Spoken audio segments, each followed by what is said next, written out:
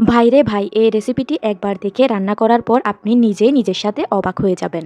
এই বৃষ্টির মৌসুমে যখন ঘরে কিছুই থাকবে না আর যখন রান্নাবান্না একদমই করতে ইচ্ছে করবে না, ঠিক তখনই আপনারা চটজলদি এই রেসিপিটি রান্না করে নিতে পারবেন।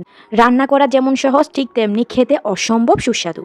বেশি পদে পদে রান্না করতে একদমই ইচ্ছে করছে না, একটিমাত্র দারুণ সুস্বাদু পদ বানিয়েই বাজিমাত করতে চাচ্ছেন? তাহলে আজকের রেসিপি আপনার জন্য একেবারে সেরা একটা রেসিপি। শুধুমাত্র ঘরে থাকা যে কোনো চাল, আলু আর ডিম থাকলেই ডিনার কিংবা লাঞ্চের জন্য এই রেসিপিটা বানিয়ে নিতে পারবেন। বিশ্বাস করুন ভিউয়ার্স, এই রেসিপিটা খেতে একদম ফার্স্ট ক্লাস হবে। যখনই মন চাইবে আপনারা চটজলদি এই রেসিপিটা বানিয়ে খেতে পারবেন। এই রেসিপিটা বানাতে সময় এবং উপকরণ দুটোই খুবই কম লাগে। তবে চলুন এবার তাহলে রেসিপিটা বানানো শুরু করি। তো রেসিপিটার জন্য এখানে আমি নিয়ে নিয়েছি আমাদের সবার ঘরে থাকা হাফ কেজি পরিমাণ সিদ্ধ মোটা চাউল। এই চাউলটা কিন্তু কম বেশি আমাদের সকলের ঘরেই রয়েছে। এই চাউলটা দিয়ে এই রান্নাটা খেতে এত বেশি মজার হয়, আপনারা একবার না বানালে বুঝতেই পারবেন না।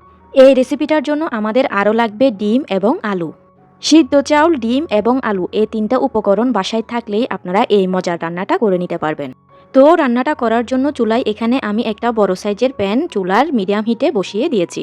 এবারে এই প্যানের মধ্যে আমি দিয়ে দিয়েছি মেজারমেন্ট কাপের হাফ কাপ পরিমাণ সয়াবিন তেল। এই তেলের মধ্যে এবারে আমি দিয়ে দিচ্ছি হাফ চা চামচ পরিমাণ লবণ। তারপর এই গরম তেলের মধ্যে আমি দিয়ে দিচ্ছি 5টি সিদ্ধ করা ডিম। লবণটা আগে তেলের মধ্যে দিয়ে দিলে সেক্ষেত্রে ডিমটা ভাজার সময় আর প্যানের সাথে ধরে যাবে না। এবারে ডিমটাকে তেলের মধ্যে নেড়ে চেড়ে হালকা লালচে কালার করে ভেজে নিতে হবে। এবারে ডিমের মধ্যে খুব সুন্দর একটা কালারের জন্য এখানে আমি দিয়ে দিচ্ছি সামান্য একটু হলুদের গুঁড়া। দিয়ে এভাবে নেড়ে চেড়ে ডিমগুলোকে ভেজে নিব। ভাজতে ভাজতে যখন ডিমগুলোর কালার এরকম লালচে কালার হয়ে যাবে, তখন আমি ডিমগুলোকে প্যান থেকে তুলে একটা বাটিতে নিয়ে নিব।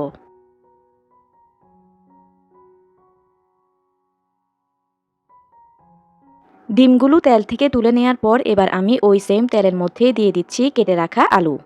এইখানে আমি দুটি বড় সাইজের আলুকে এরকম মাঝারি সাইজ করে কেটে নিয়েছি। আর এই আলুগুলোকে আমি সামান্য একটু হলুদের গুঁড়া আর লবণ দিয়ে মেখে নিয়েছিলাম। এবারে এই তেলের মধ্যে আমি এই আলুর টুকরোগুলোকে এভাবে নেড়ে চেড়ে লালচে কালার হওয়া পর্যন্ত ভেজে নিব।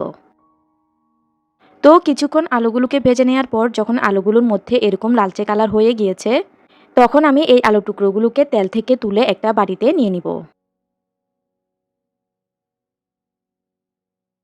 আলুগুলোকে তুলে নেওয়ার পর এবারে ওই সেম তেলের মধ্যে আমি দিয়ে দিব 3টি বড় সাইজের পেঁয়াজ কুচি। এবারে আমি এই পেঁয়াজ কুচিগুলোকে নেড়ে চেড়ে ভেজে নিয়ে পেঁয়াজের বেরেস্তা করে নিব। তো দেখতেই পাচ্ছেন আমি কিন্তু পেঁয়াজ কুচিগুলোকে ভেজে এরকম বেরেস্তা করে নিয়েছি। এবারে আমি এই পেঁয়াজের বেরেস্তাগুলোকে ভালোভাবে তেল ছেঁকে একটা বাটিতে উঠিয়ে নিব।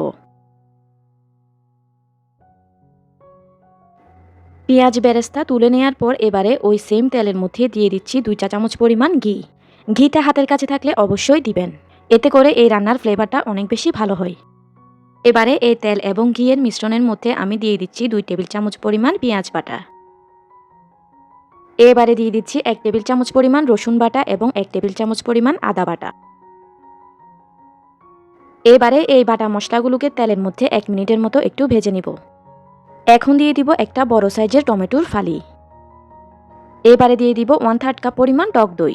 আমি হাফ কাপ দুধের মধ্যে সামান্য একটু ভিনেগার মিশিয়ে এই টক দইটা তৈরি করে নিয়েছি। ঘরে টক দই না থাকলে আপনারা ইনস্ট্যান্ট এভাবে টক দইটা তৈরি করে নিতে পারবেন। এখন দিয়ে দিচ্ছি নর্মাল চায়ের চামচে করে 1 চা চামচ পরিমাণ লাল মরিচের গুঁড়া। দিয়ে দিচ্ছি 1 চা চামচ পরিমাণ ধনিয়া এবং জিরার গুঁড়া। 1 চা চামচ পরিমাণ দিয়ে দিচ্ছি হলুদের গুঁড়া। দিচ্ছি 1 চা চামচ বা স্বাদ অনুযায়ী লবণ।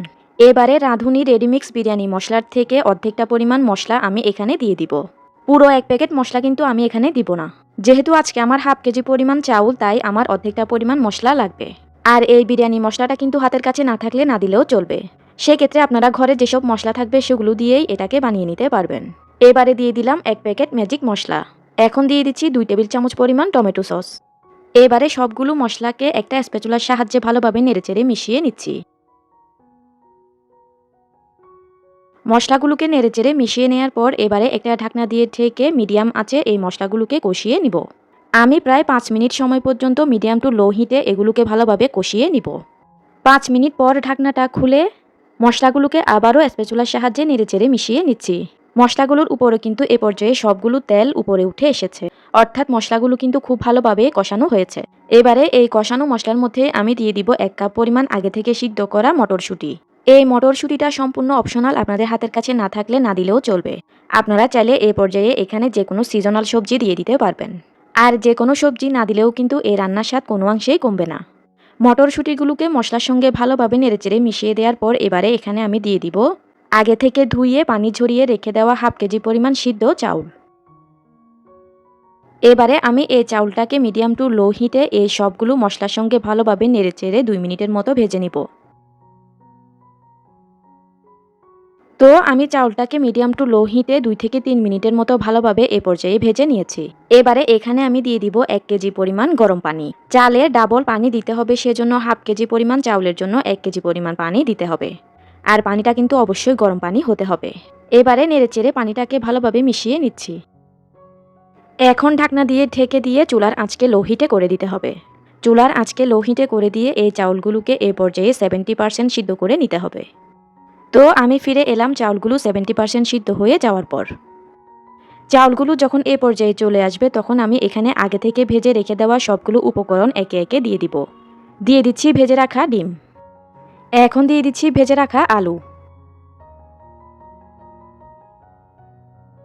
এবারে দিয়ে দিচ্ছি ভেজে রাখা সবগুলো পেঁয়াজের বেরেস্তা। দিয়ে দিচ্ছি পরিমাণ মতো কিশমিশ।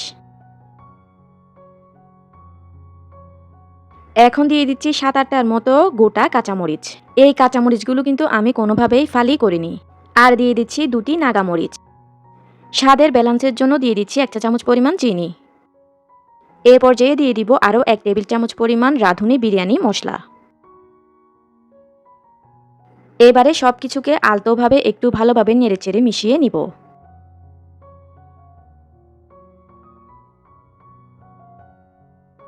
সব কিছুকে নেড়েচেড়ে মিশিয়ে দেওয়ার পর এবারে এখানে আমি দিয়ে দিব আরও 2 চা চামচ পরিমাণ ঘি। এতে করে খুব সুন্দর ঘিয়ের ফ্লেভারটা ভাতের মধ্যে যাবে। আর সবার শেষে দিয়ে দিব ধনিয়া পাতা কুচি। এবার আমি ঢাকনাটা লাগিয়ে দিয়ে চুলার আঁচকে একেবারে সর্বোচ্চ লো হিটে করে দিব। চুলার আঁচকে সর্বোচ্চ লো হিটে করে দিয়ে এবারে এই বিরিয়ানিটাকে আমি দমে রেখে দিব 20 মিনিটের জন্য। ফিরে এলাম 20 মিনিট পর। 20 মিনিট দমে রেখে দেওয়ার কারণে কিন্তু এ পর্যায়ে আমার চাউলগুলো খুব ভালোভাবে সিদ্ধ হয়ে গিয়েছে। আর সবগুলো সবজিও এ পর্যায়ে খুব ভালোভাবে সিদ্ধ হয়ে গিয়েছে। এবারে আমি সব কিছুকে স্প্যাচুলার সাহায্যে এভাবে হালকাভাবে একটু নেড়েচেড়ে দিচ্ছি। আপনারা দেখে নিশ্চয়ই বুঝতেই পারছেন যে আমার আজকের এই ভাতের চাউলে তৈরি এই ডিম বিরিয়ানিটা দেখতে কতটা লোভনীয় লাগছে। এবারে আমি এই ডিম বিরিয়ানিটাকে চুলা থেকে নামিয়ে একটা প্লেটে সার্ভ করে নিব। তৈরি হয়ে গিয়েছে ভীষণ জোরে খেতে ভীষণ লোভনীয় স্বাদের ঘরের চাউল দিয়ে তৈরি ডিম বিরিয়ানি। এখন আমি এই দুর্দান্ত স্বাদের এবং ঝরঝরে ডিম বিরিয়ানিটাকে একটা প্লেটে সার্ভ করে নিচ্ছি। এই বিরিয়ানিটা যেমন হয়েছিল খুবই ঝরঝরে, ঠিক তেমনি খেতে হয়েছিল একেবারে দুর্দান্ত স্বাদের। এই বৃষ্টির মৌসুমে যখন রান্নাবান্না করতে একদমই ভালো লাগবে না, আর যে কোনো একটা পদ দিয়েই আপনারা বাজিমাত করতে চান, ঠিক সেই সময়ে আপনারা ঝটপট এই ডিম বিরিয়ানিটা রান্না করে নিতে পারবেন। ঘরে থাকা সবগুলো মশলা আর ঘরে থাকা চাউল, ডিম আর আলু দিয়ে তৈরি করে ফেললাম এই দুর্দান্ত স্বাদের ডিম বিরিয়ানি। আপনারা একবার তৈরি না করলে বুঝতেই পারবেন না যে এই ডিম বিরিয়ানিটা খেতে ঠিক কতটা মজার। তো ভিউয়ার্স, বরাবরের মতোই আশা করছি আমার আজকের এই সহজভাবে তৈরি ডিম বিরিয়ানির রেসিপিটা আপনাদের সবার কাছে বেশ ভালো লেগেছে। ভালো লেগে থাকলে কিন্তু ভিডিওতে অবশ্যই একটা লাইক দিয়ে দিবেন। আর এই ভিডিওটি আপনাদের ফ্রেন্ডস অ্যান্ড ফ্যামিলির মাঝে বেশি বেশি শেয়ার করে দিবেন। এতক্ষণ সঙ্গে থাকার জন্য সবাইকে অসংখ্য ধন্যবাদ জানিয়ে আমি তাহলে আজকের মতো এখানেই বিদায় নিয়ে নিচ্ছি। আল্লাহ হাফেজ।